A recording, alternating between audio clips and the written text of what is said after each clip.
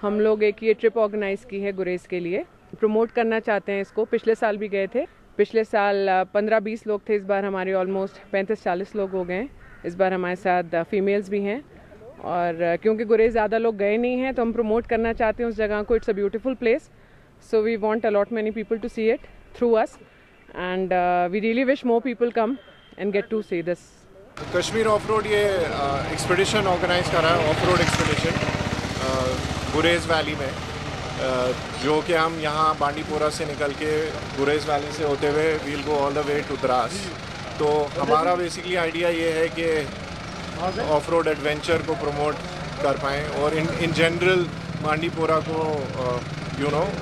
Tourist तक पहुँचाएँ और इस जगह को हाईलाइट करें ताकि और भी टूरिस्ट सैयाह यहाँ पे आ जाए। They will be going through Gurez up to Kargil. मुझे लगता है कि पीस प्रमोट करने के लिए और स्पोर्ट्समैनशिप प्रमोट करने के लिए बहुत एक अच्छा इनिशिएटिव है, और हम आगे भी इनके ऑर्गेनाइजेशन के साथ एसोसिएट करना चाहेंगे।